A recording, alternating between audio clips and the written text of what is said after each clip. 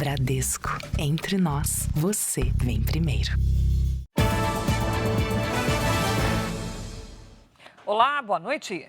Boa noite. Depois de 4 dias de buscas, a polícia enfim localizou o corpo do empresário que desapareceu durante um evento de motociclismo em Interlagos, em São Paulo. A vítima estava dentro de um buraco estreito numa área em obras. A polícia investiga se ele caiu acidentalmente ou se foi assassinado. O corpo do empresário Adalberto Júnior, de 36 anos, foi encontrado hoje pela manhã por um operário numa área que está em obras e cercada por tapumes. No local, há uma sequência de buracos. O corpo estava dentro de um deles, entre o autódromo e o cartódromo.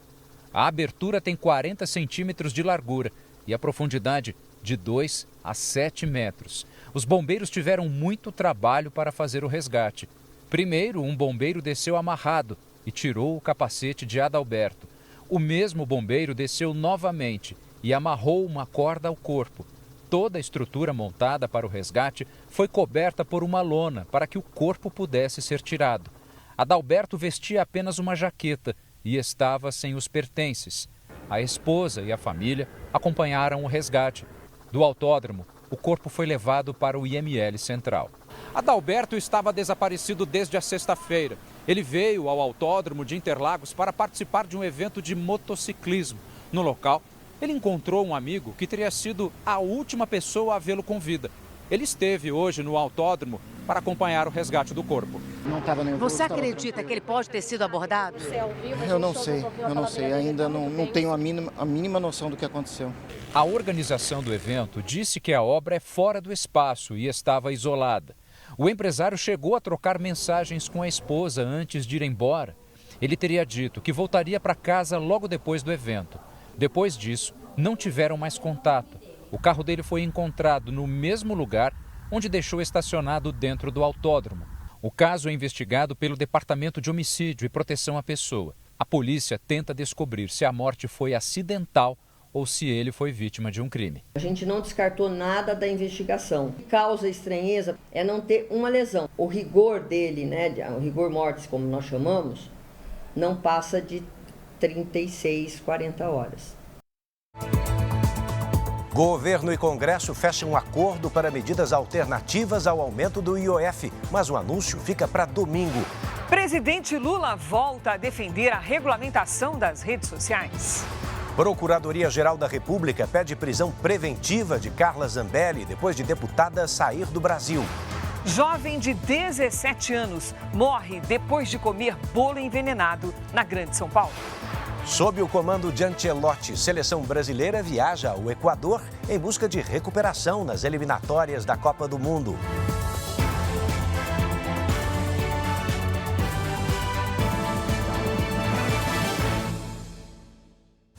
Oferecimento Bradesco, cartões de crédito com benefícios de estrela de cinema.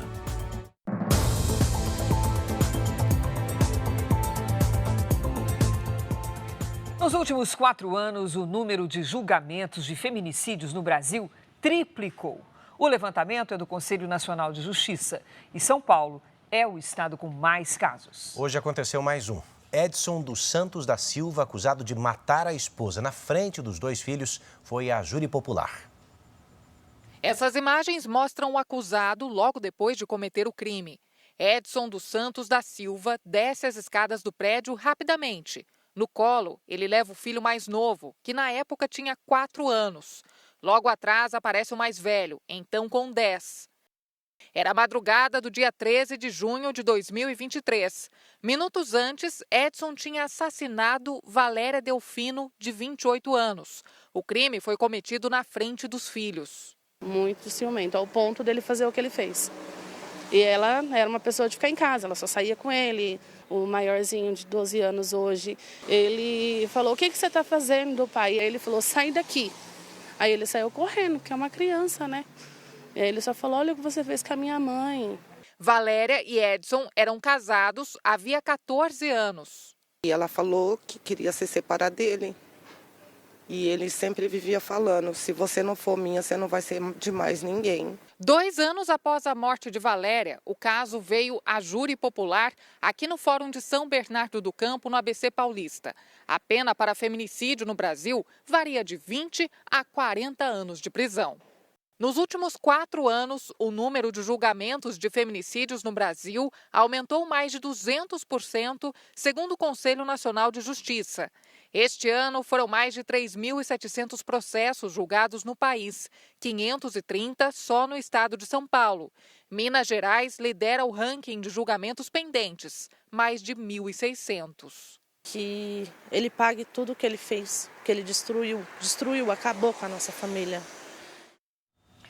Foi enterrado hoje o corpo da adolescente que morreu depois de comer um bolo envenenado em Itapecerica da Serra, na Grande São Paulo. O doce foi mandado por outra jovem, que foi apreendida e levada para a Fundação Casa. Ana Luísa Neves de Oliveira, de 17 anos, ganhou o bolo de pote de uma pessoa que não se identificou.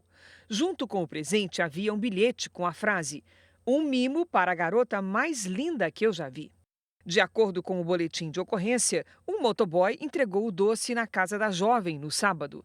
Em seguida, a menina mandou uma mensagem de áudio para uma amiga em tom de brincadeira. Eu tô comendo, gente, se eu morri envenenada, vocês já sabem?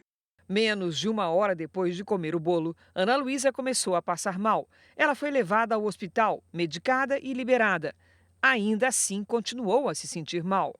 Aí eu peguei e falei, mais tarde, para levar você no médico de novo.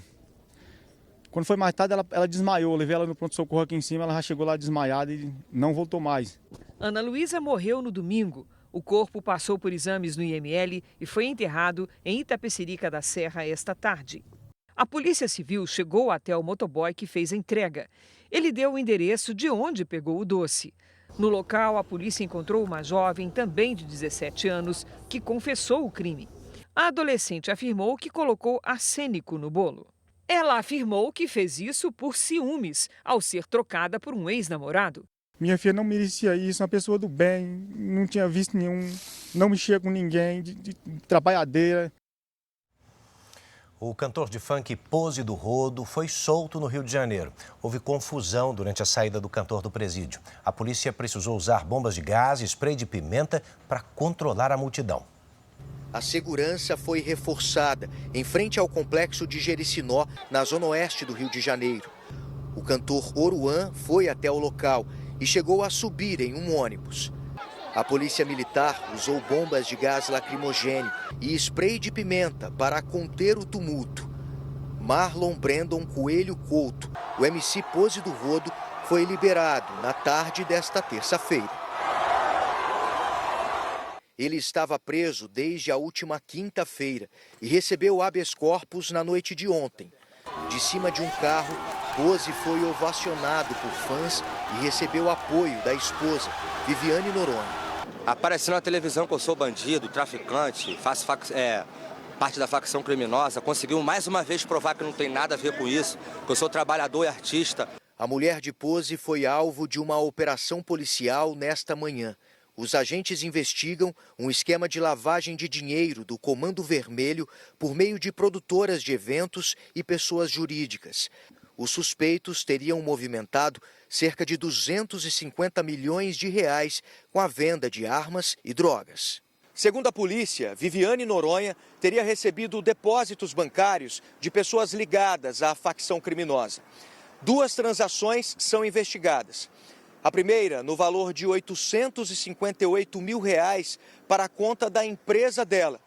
E a outra, de R$ 40 mil para a conta pessoal da influenciadora.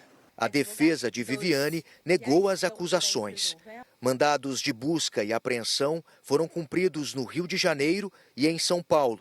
Além dos traficantes nacionais, indivíduos ligados à cúpula dessa facção criminosa, também temos envio, remessa de recursos para esses indivíduos ligados a terroristas internacionais. Entre eles, um terrorista da Al-Qaeda procurado pelo FBI. Mohamed Ahmed teria lavado dinheiro para a facção. Um operário que estava desaparecido havia mais de 2 meses foi encontrado em um lugar inusitado na base aérea de Salvador. O inusitado nisso, Cris, não é que ele se escondeu em cima de uma árvore. Segundo os bombeiros, esse homem está em surto psicótico. As negociações já duram 30 horas. Faz mais de 2 meses que Sérgio Rodrigo, de 29 anos, vive neste abrigo improvisado, no topo de uma árvore, a uma altura de aproximadamente 12 metros. O operário estava desaparecido desde março e foi localizado ontem à noite, mas ele se recusa a descer. O Corpo de Bombeiros montou uma operação para resgatá-lo. Sérgio chegou a arremessar pedras. Uma delas atingiu um bombeiro, que ficou ferido. É um trabalho, assim, realmente, como eu já tinha dito, de paciência, de negociação. A gente tem que ganhar a confiança dele. Sérgio é de São Luís, no Maranhão, e trabalhava em uma empresa de energia no interior da Bahia. Pediu demissão após um desentendimento com colegas. Durante o embarque no voo de volta para casa, ele teve um surto e fugiu pela mata do aeroporto de Salvador. E nunca mais tinha sido visto. Hoje à tarde, a mãe e a esposa dele chegaram a Salvador para ajudar nas negociações. Mesmo com a presença delas, o operário se recusou a descer da árvore. Os militares envolvidos na operação disseram que ele ainda estava em surto psicótico. Você precisa descer, meu pai.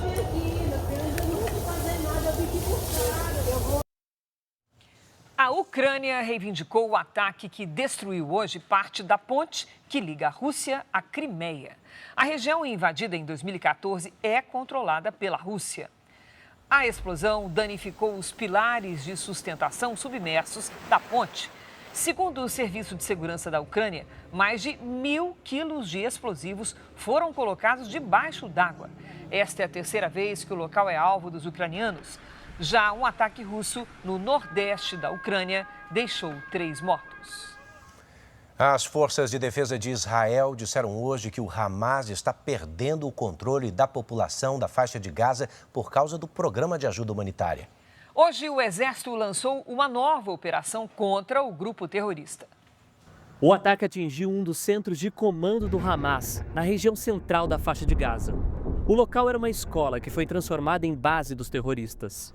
Aqui, o alvo foi um centro de armazenamento de armas. Pela primeira vez em um ano, um míssil lançado da Síria fez as sirenes de alerta para ataques aéreos soarem aqui em Israel. O bombardeio atingiu uma área aberta e ninguém se feriu. Outro ataque, desta vez feito pelos rebeldes Houthis do Iêmen, foi interceptado pelo sistema de defesa israelense. Na região norte de Gaza, 3 soldados israelenses morreram quando o carro blindado em que estavam passou por cima de um explosivo. Lior Steinberg e Ofek Bahana tinham 20 anos. Omer Van Gelder, 22. Um porta-voz das Forças Armadas revelou que o grupo terrorista Hamas está perdendo o controle da população palestina. Um dos motivos seria o novo sistema de distribuição de ajuda humanitária, que não permite que o grupo terrorista tenha acesso ou consiga desviar a comida, que agora é entregue diretamente aos moradores. A Procuradoria-Geral da República pediu a prisão preventiva da deputada federal Carla Zambelli. Ela deixou o Brasil 20 dias depois de ser condenada à prisão pelo Supremo Tribunal Federal.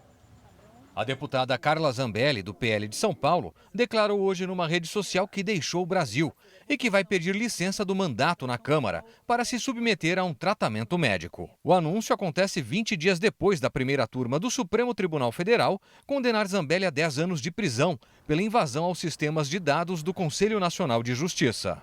Zambelli está nos Estados Unidos e chegou a ter o passaporte apreendido em 2023, durante as investigações. Mas o documento foi devolvido e não havia nenhuma restrição para que a deputada deixasse o país. A parlamentar tem cidadania italiana. A Polícia Federal suspeita que Zambelli tenha deixado o Brasil de carro pela Argentina, de onde pegou um avião para os Estados Unidos. Ela deve partir para a Itália nos próximos dias. O pedido de prisão preventiva foi feito pela Procuradoria-Geral da República para evitar que Zambelli deixe de cumprir a condenação aqui no Brasil. Segundo fontes do Supremo, a tendência é que o relator do caso, ministro Alexandre de Moraes, determine a prisão e a inserção do nome da deputada na lista de foragidos da Interpol. Depois disso, ela passa a ser considerada foragida da Justiça. A parlamentar chamou o pedido de prisão de inconstitucional por ser deputada. Não é um crime inafiançável que eles estão me acusando de eu ter cometido injustamente. e também não estou sendo presa em flagrante. Então, essa é uma prisão inconstitucional. O advogado da deputada deixou a defesa pouco depois de saber que ela havia saído do Brasil. Veja ainda hoje, agência de intercâmbio fecha em São Paulo e mais de 100 pessoas que haviam comprado pacotes ficam no prejuízo. E também a repercussão depois da declaração de Lula. Líderes da comunidade judaica reagem às falas de Lula contra Israel.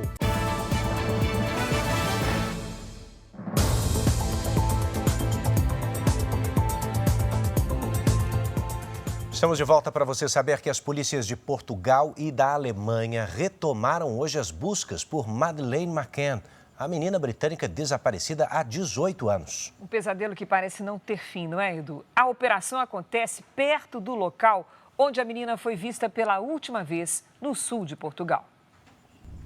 As equipes fazem buscas em 21 áreas na região do Algarve. Os trabalhos se concentram entre o resort onde Madeleine se hospedava com a família e uma casa onde viveu o principal suspeito do caso. A nova operação foi solicitada pelo Ministério Público da Alemanha, que investiga o caso em paralelo desde 2020. Foi nesse ano que promotores alemães identificaram o principal suspeito, um cidadão alemão de 48 anos que morava em Portugal na época do desaparecimento. A polícia acredita que ele tenha assassinado Madeleine, mas até agora não há provas suficientes para indiciá-lo. Christian Bruckner nega qualquer envolvimento no caso. Ele está preso na Alemanha cumprindo pena por estupro. Madeleine tinha 3 anos quando desapareceu do quarto onde dormia durante férias com os pais em maio de 2007. Desde então, o mistério nunca foi resolvido. Hoje ela teria 22 anos.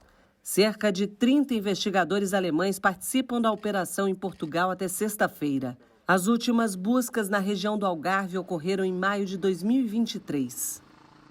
O presidente Donald Trump assinou hoje o decreto que dobra as tarifas de importação sobre o aço e o alumínio. A medida entra em vigor amanhã. As taxas sobre aço, alumínio e derivados importados pelos Estados Unidos passam de 25% para 50%. A única exceção é para o Reino Unido, que negociou recentemente com o governo americano. O anúncio foi antecipado na semana passada por Donald Trump durante um comício na Pensilvânia. Segundo o presidente, a medida vai proteger a indústria siderúrgica americana. O Brasil, segundo maior fornecedor de aço para os Estados Unidos, também vai ser afetado. A Casa Branca confirmou hoje que o escritório do representante de comércio dos Estados Unidos enviou uma carta aos países parceiros. O documento informa que eles têm até amanhã para apresentar propostas de novos acordos comerciais. Segundo o governo americano, a carta é um lembrete de que o prazo está terminando. Segundo a porta-voz da Casa Branca, Caroline Leavitt, os Estados Unidos monitoram se a China está cumprindo o acordo tarifário firmado com o governo americano no mês passado. Ela destacou que o presidente deve falar em breve com o líder chinês Xi Jinping. Pelas redes sociais, Trump voltou a defender a política comercial do governo. Por causa das tarifas, a economia está crescendo, escreveu o presidente. O mercado de trabalho americano deu sinais de crescimento. Foram criadas cerca de 7 milhões e 400 mil vagas em abril. O mês de junho começou com tempo instável e muita chuva no estado de São Paulo. Algo incomum nessa época do ano. Assunto para Lidiane Sayuri. Oi, Lid, boa noite. Chuva em junho? Vai continuar? Olha, Cris, essa instabilidade vai diminuir, mas volta a ganhar força no fim de semana. Boa noite para você. Edu, boa noite. E uma boa noite para você que nos acompanha. O avanço de uma nova frente fria ajuda no retorno das instabilidades sobre parte do Sudeste. Na capital paulista e no Rio de Janeiro, quarta-feira de sol sem chuva. Volta a esquentar, com máximas de 27 em São Paulo e de 31 graus no Rio. No Recife, o alerta é para temporais ao longo do dia. Faz até 28. Hoje, os maiores volumes de chuva se concentraram justamente nos estados do Sudeste. As manchas coloridas no satélite mostram as áreas onde a chuva ainda persiste. Amanhã, uma forte circulação de ventos no sentido horário, associada a um sistema de baixa pressão indicado pela letra B aqui no mapa, avança pelo interior da região sul e leva a instabilidade para essa área. Entre Roraima e o Amapá, o encontro de ventos dos dois hemisférios favorece a formação de nuvens carregadas. Tarde de quarta-feira com máxima de 24 graus em Porto Alegre, 28 graus em Brasília. Em Vitória e em Natal faz até 29 graus e até 30 em Rio Branco. Hora de entregar o primeiro tempo delivery. O João e a Etelvina são de Duartina, interior de São Paulo. Oi, casal. Quarta e quinta de tempo firme por aí, com predomínio de sol e sem chuva. As máximas ficam entre os 27 e os 28 graus. Na sexta, as pancadas vêm à tarde. Direto de Simolândia, Goiás, chegou o pedido do Manuel. Oi, Manuel. Até sexta, não chove e o sol aparece entre algumas nuvens no céu. Durante o dia faz calor e as máximas variam entre os 30 e os 31 graus. Envie sua participação pelas redes sociais, poste o nome de uma cidade e a hashtag você no JR. Cris, Edu. Obrigada, Lidy. Veja a seguir. Supremo libera mais de 50 gravações dos depoimentos de testemunhas no inquérito sobre suposta trama golpista. E os preparativos do Brasil para as eliminatórias da Copa do Mundo? Seleção faz último treino com grupo completo antes de embarcar para o Equador.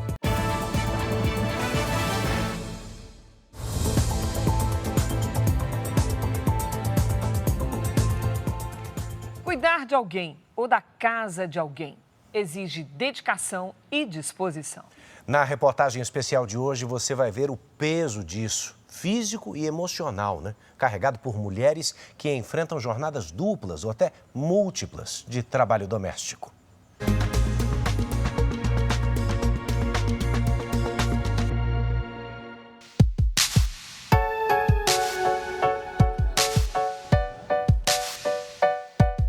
É quando chega do trabalho que o dia da Francinete começa.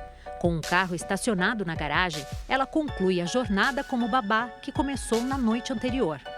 Estou chegando no meu trabalho noturno, que eu cuido de um bebê recém-nascido. Aliás, ele está 4 meses agora. A pausa para o café da manhã é rápida. A Francinete corre contra o tempo para dar conta das tarefas do dia que ainda estão por vir. Preparar o almoço do filho de 8 anos é uma delas. Tem sido assim nos últimos 5 anos. Eu vou buscá-lo na escola, às vezes eu fico com ele na atividade, às vezes a gente vem para casa. Quando eu venho para casa, eu durmo na cama. E aí ele fica aqui assistindo, brincando, enquanto a mamãe dorme. Ele super entende porque ele também tem uma rotina bem complicadinha, né? Porque 2 vezes por semana ele faz música, coral e violoncelo. 1 vez por semana é natação. Para a Francinete, a missão de cuidar vai além do trabalho. Eu não tenho a rede de apoio, porque a minha mãe mora longe. E aos 35 anos eu tive tumor maligno, tive endometriose severa e aos 41 eu engravidei. E por isso que hoje eu me dedico tanto ao meu filho. A rotina de múltiplas jornadas de trabalho segue aos fins de semana. A Francinete coordena um projeto com atividades para afastar as crianças das telas. E ainda trabalha como cuidadora na casa da dona Ida, de 93 anos, e do seu Verano, de 95. Uma coisa importante na vida de um casal idoso é quem acompanha, quem está perto. E essa importância de gostar faz com que o idoso tenha a satisfação de estar com a pessoa. É uma vida de quem trabalha com cuidados. Não tem como a gente tem que cuidar da nossa família e cuidar da família do outro.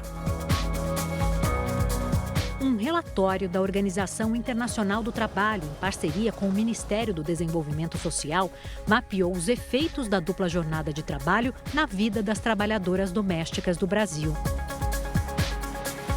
Além do desgaste provocado pelos deslocamentos entre trabalho e casa, os esforços físico, mental e emocional dedicados a crianças, idosos e pessoas com deficiência, por exemplo, geram cansaço e estresse. Já as tarefas de limpeza e administração de residências têm consequências também para a saúde física dessas mulheres. E a maioria delas tem consciência dos impactos negativos dessa rotina. muitas chegam pra gente, a gente vê em estado assim com depressão, porque é muita coisa, é uma carga muito pesada para elas. E aí elas não vão procurar um médico porque elas têm receio de deixar a casa do empregador para procurar um médico. A pesquisa mostrou ainda que as trabalhadoras domésticas, diaristas, babás, empregadas e cuidadoras entendem que a profissão não é valorizada. 1 em cada 3 acredita que a falta de reconhecimento e baixa remuneração prejudicam a qualidade de vida. Não é possível, por exemplo, que uma empregada doméstica que cuide dos filhos, dos patrões, não tenha tempo para cuidar dos seus próprios filhos. Então, o trabalho doméstico ele é algo que tem que ser valorizado. Ele tem que ser bem remunerado, ele tem que ser realizado com as devidas garantias, tanto de proteção social como trabalhistas.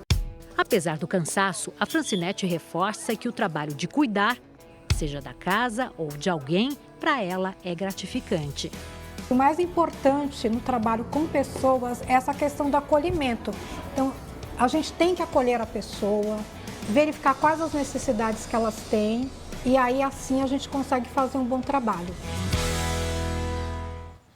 E olha aqui, mais de 100 pessoas ficaram no prejuízo depois do fechamento de uma agência de intercâmbio que tinha sede na cidade de São Paulo. Um curso de 8 meses para ficar fluente em inglês em Dublin, na Irlanda. Esse era o objetivo do Tiago.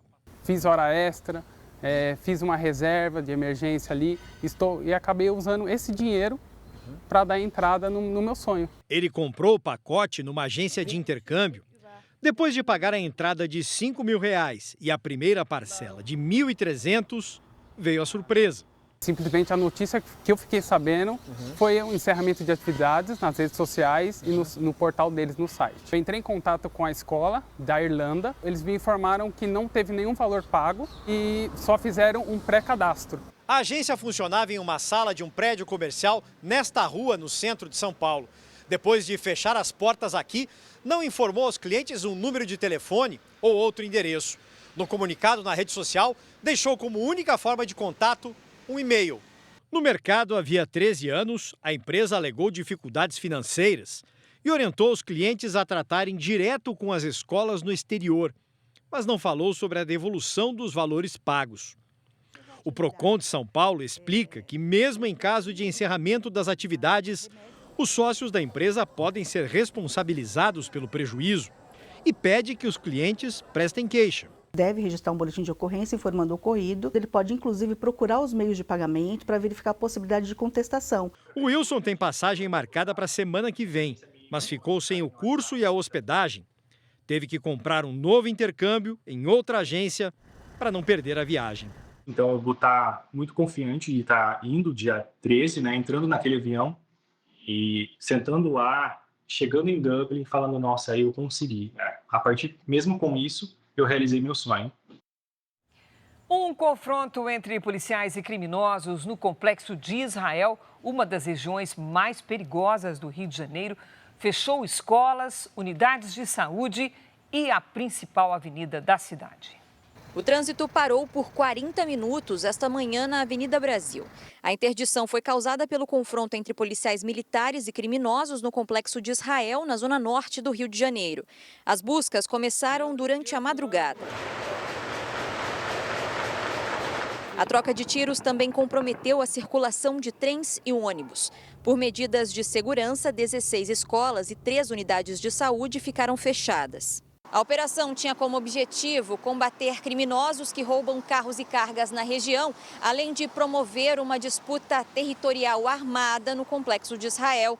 Foram destruídas ainda barricadas que dificultavam o acesso da polícia e a circulação de moradores dentro das comunidades.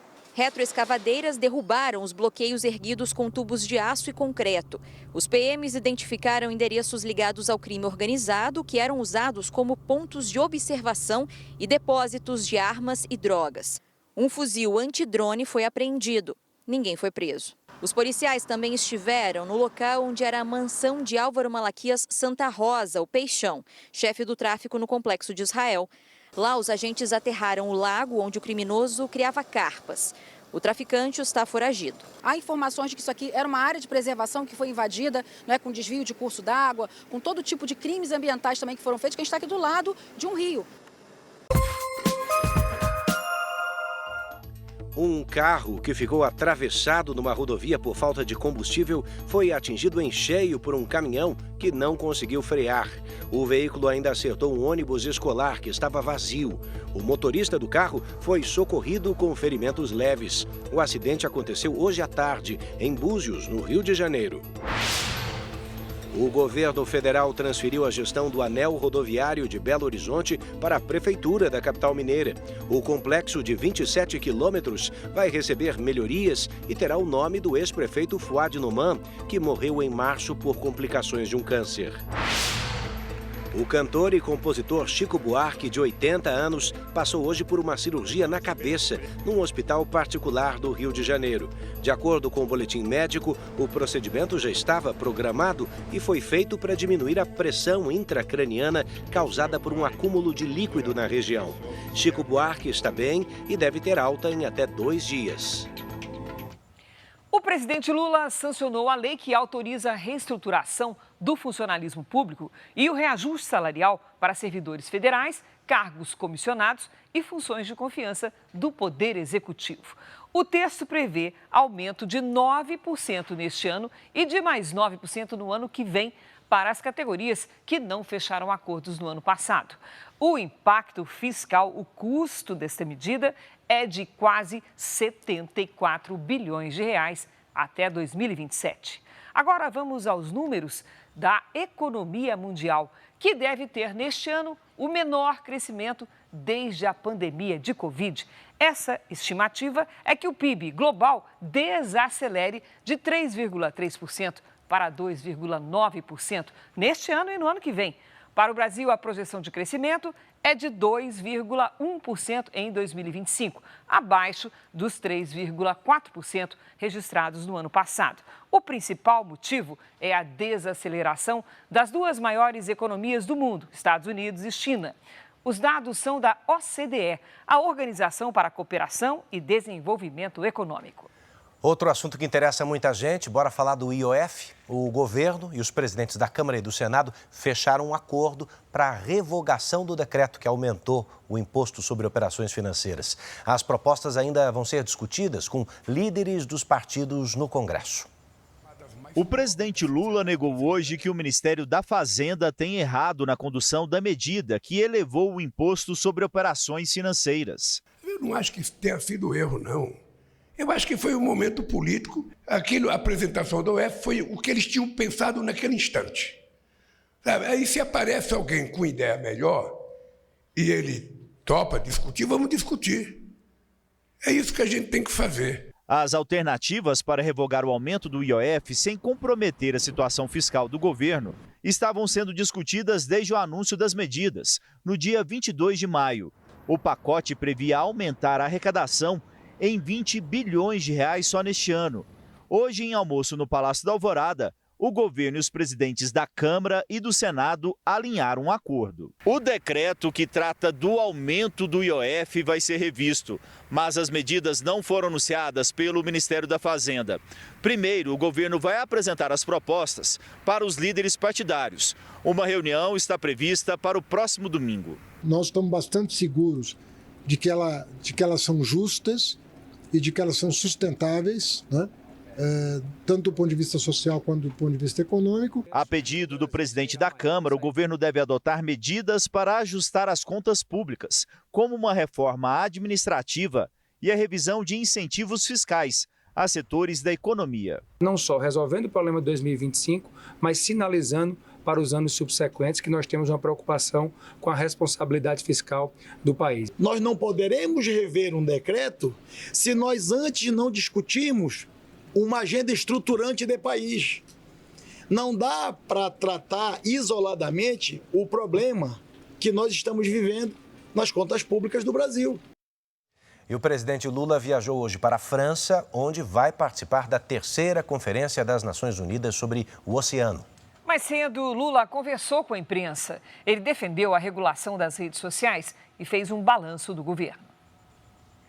Economia. Eu posso afirmar para vocês que nunca houve no país um momento de tanta combinação entre políticas de inclusão social, que combina mais emprego, que combina mais salário, que combina, mais distribuição de programas sociais, que combina com mais PAC. Viagem à França. Certamente vamos discutir o acordo União Europeia-Mercosul, certamente vamos discutir coisa na área da defesa. Depois de uma visita de Estado, de reuniões com Macron, eu vou ter uma reunião com os empresários brasileiros e franceses. Nós queremos vender o bom momento do Brasil aos empresários franceses para saber se é possível atraí-los a fazer mais investimentos ou parceria privada. Regulamentação das redes sociais. Não é possível que o mundo seja transformado num banco de mentiras, em que vocês que são jornalistas têm que todo dia ficar desmentindo notícias que falam sobre as coisas. Muitas vezes até deformando notícias que vocês dão. Não é possível que no mundo, sabe, a gente seja tão sério na relação e quando chega o mundo digital, 2 ou 3 cidadãos acham que pode mandar no mundo. Acham que pode determinar as regras da sociedade.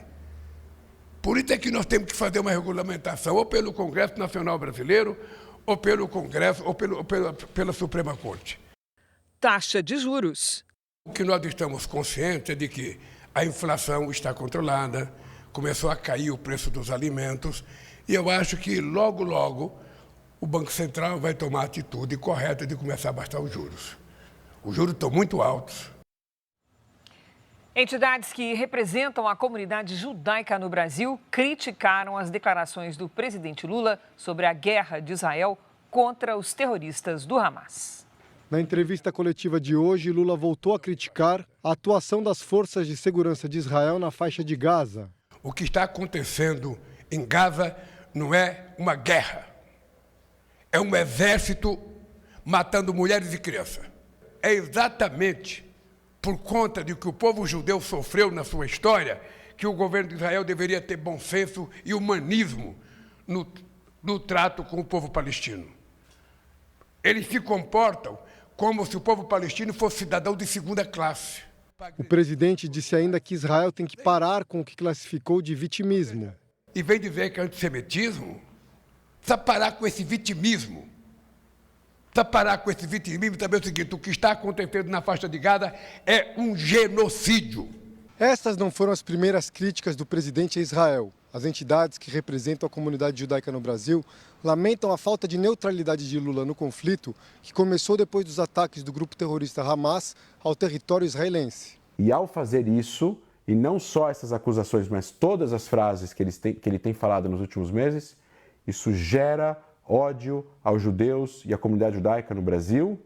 E eu digo mais, o que está acontecendo nos Estados Unidos, com as perseguições e com assassinatos de judeus nas ruas americanas, pode acontecer no Brasil se ele continuar falando isso. Desde o início da guerra em Gaza, os incidentes antissemitas cresceram 340% no mundo. Casos na Europa, agora nós tivemos nos Estados Unidos uma passeata pacífica de judeus em que foi jogado um coquetel molotov em cima deles por um radical islâmico. Quer dizer, não é um vitimismo, é algo muito concreto que está acontecendo e que as nossas autoridades têm que ter ciência disso para proteger a sua própria população. Em nota, a Embaixada de Israel no Brasil diz que a guerra em Gaza poderia terminar imediatamente se o Hamas devolvesse os reféns e entregasse as armas. O presidente da Federação Israelita também acredita que o presidente Lula perde a chance de ser um protagonista na mediação de um processo de paz.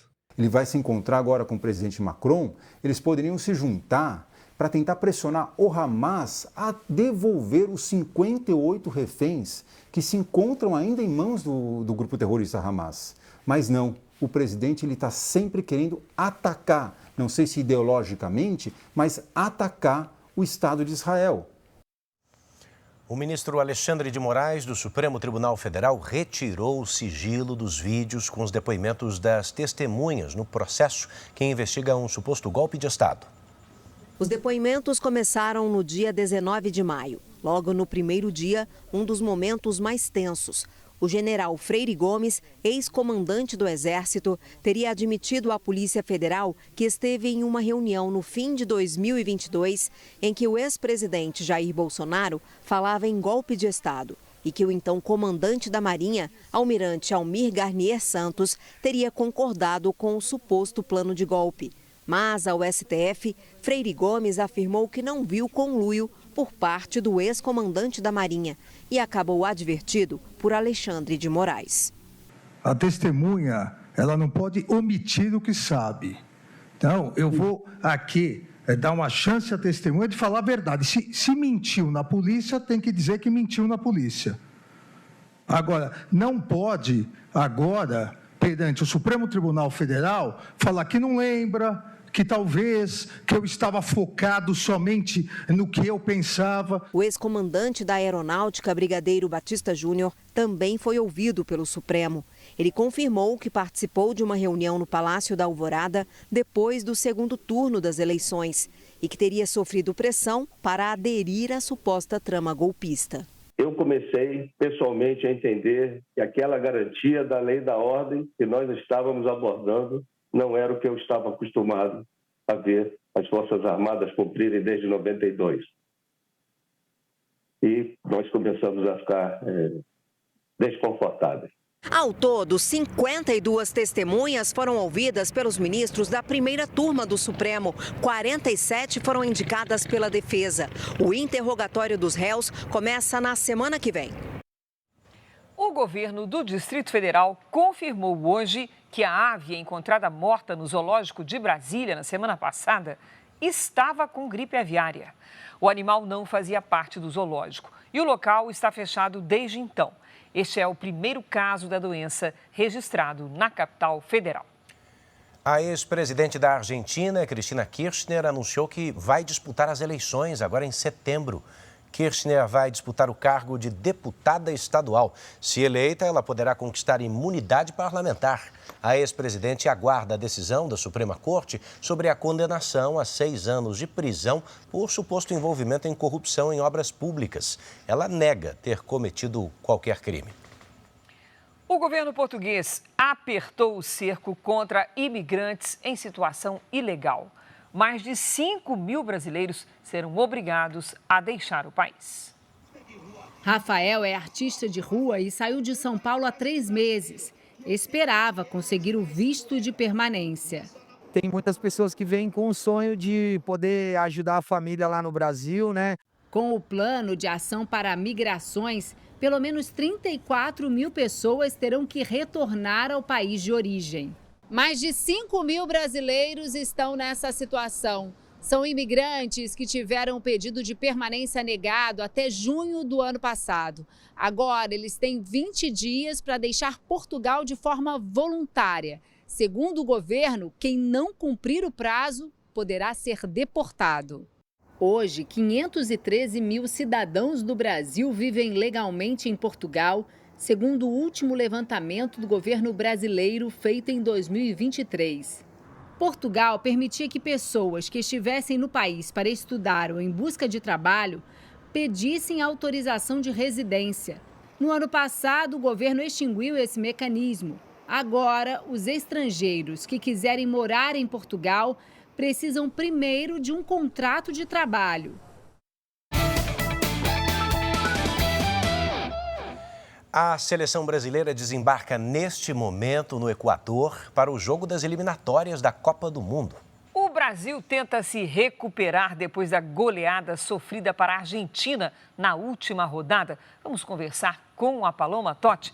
Oi, Paloma, boa noite. Amiga, como é que estão os preparativos da seleção para essa nova era que se inicia justamente agora? Tomara que agora dê certo, não é mesmo? Boa noite para vocês, boa noite para você.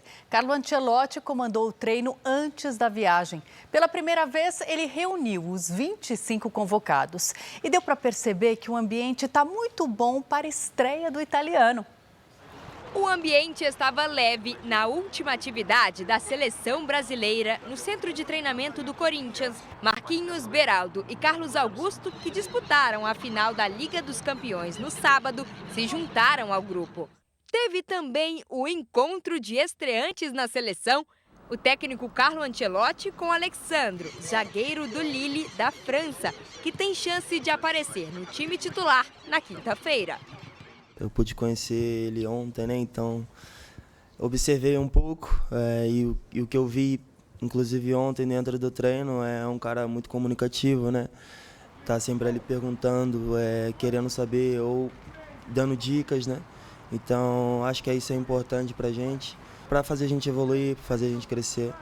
Ancelotti comandou o treino com os 25 convocados à sua disposição. A imprensa pôde acompanhar apenas os 15 minutos iniciais do treino. Depois, atividade fechada para o técnico da seleção brasileira definir o time que entrará em campo. Para o próximo jogo, Ancelotti só não poderá contar com o atacante Rafinha, suspenso. Na última rodada das eliminatórias, a seleção foi goleada pela Argentina por 4-1 e está na quarta colocação com 21 pontos. O Brasil até pode conquistar a vaga para a Copa do Mundo no fim desta data FIFA, mas depende de outros resultados. Marquinhos, capitão do Paris Saint-Germain e campeão da Liga dos Campeões, se juntou ao time e confia que o novo técnico pode reverter o mau momento da seleção. O italiano ficou bem de Brasil. Apesar da cara séria, ele fica bem à vontade e perto de quem conhece.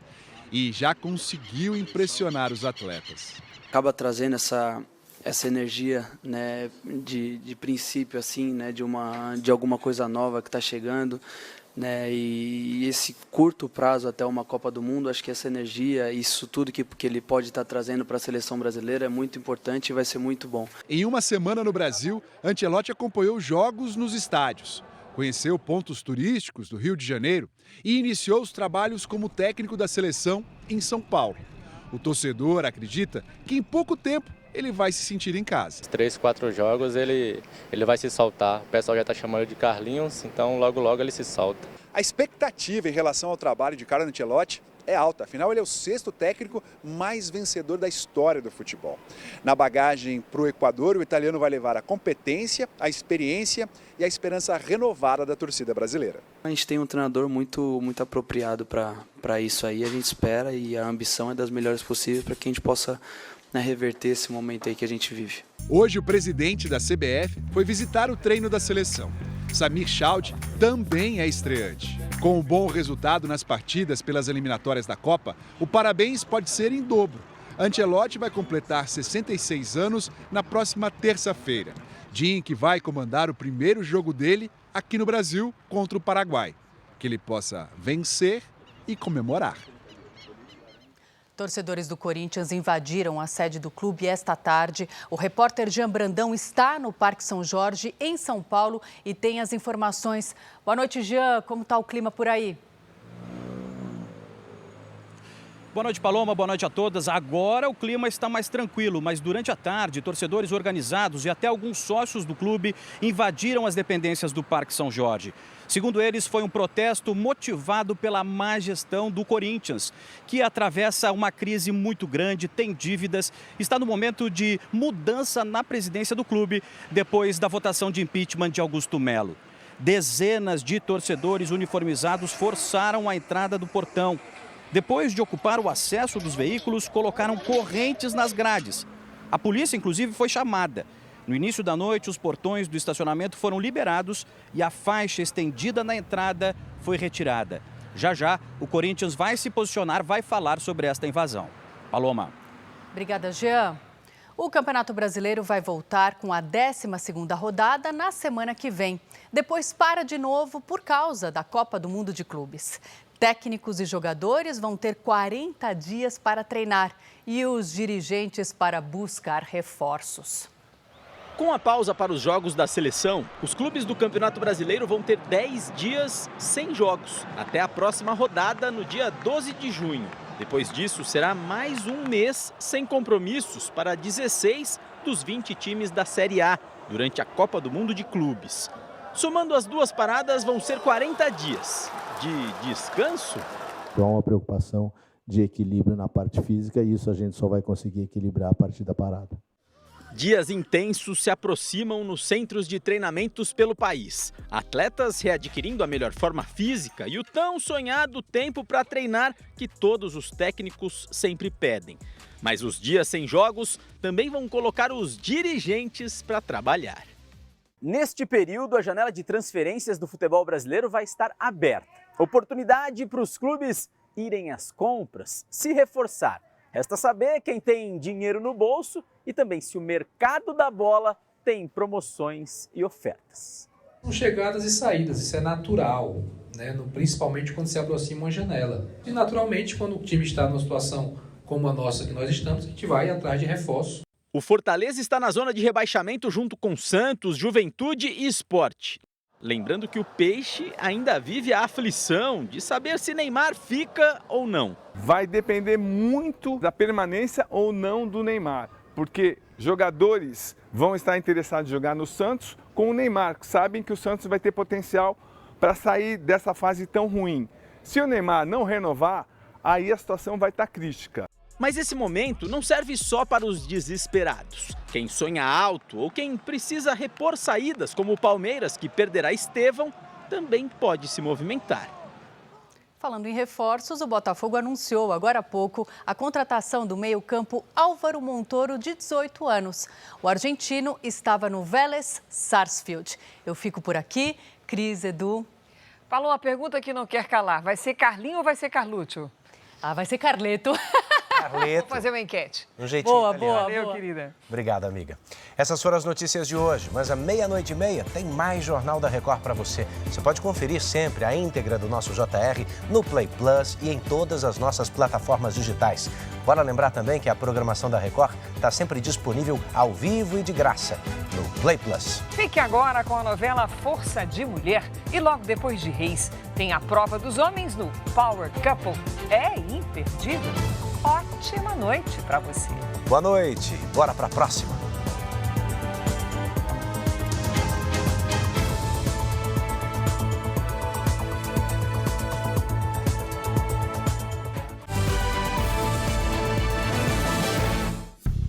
Bradesco. Entre nós, você vem primeiro.